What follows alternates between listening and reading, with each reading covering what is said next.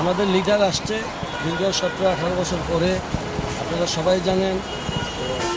আমরা কালকে সন্ধ্যা থেকেই এখানে, যাতে নির্বিঘ্নে সারা বাংলাদেশ থেকে আসতে পারে, তাদের ঢাকা ঢোকার পথেই যাতে কোনো অসুবিধা না হয়।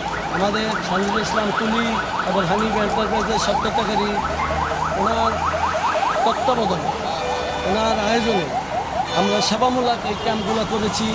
সাময়িক র্যাবের সহযোগিতায় একটা ডাক্তার টিম বসছে, যাদের যা পথিমধ্যে যদি কোনো পথিক তারেক রহমানের স্পটে যাওয়ার পথে যদি কোনো অসুস্থতা ফিল করে, পানি তৃষ্ণা লাগে, সাময়িক কোনো নাস্তার দরকার হয়, আমরা এখানে সার্বক্ষণিক গত সন্ধ্যা থেকে এই পর্যন্ত আমরা ব্যবস্থা করে আসতেছি। এবং আমরা চাচ্ছি যাতে জনগণ যাতে নির্বিঘ্নে তারেক রহমানের সেই বক্তব্য শোনার জন্য বা ওনাকে শুভেচ্ছা জানার জন্য সহজে মানুষ যাতায়াত করতে পারে। আমরা 300 ফুট যাওয়ার জন্য রওনা হচ্ছি। আমরা যাব ইনশাল্লাহ। আমরা এখানে সকালবেলায় বিস্কিট, পানি, যত লোকজন বাইরের থেকে আইতে আছে সবের আমরা আপ্যায়ন করতে আছি, যাওয়ার জন্য সহযোগিতা করতে আছি, এমন মেডিকেল বসাইতে আছি, ডাক্তার জন্য চিকিৎসা করাইতে আছি।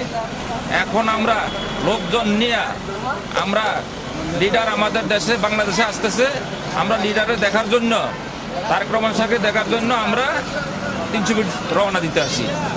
আল্লাহ নামলে আমরা ধানের শীষে জয় করার জন্য আমরা এই তারেক রহমানের কাছে চলে যাব 300 ফিট। আমরা লোকজন নিয়ে এখনই রওনা দিতে আসি। 18 বছর পর আমাদের দেশনায়ক তারেক রহমান দেশে ফিরছেন। এই উপলক্ষে বিভিন্ন জেলা থেকে, থানা, ওয়ার্ড থেকে লক্ষ লক্ষ, হাজার হাজার মানুষ লক্ষ লক্ষ এখান দিয়ে আসছেন, সারা বাংলাদেশ থেকে আসছেন।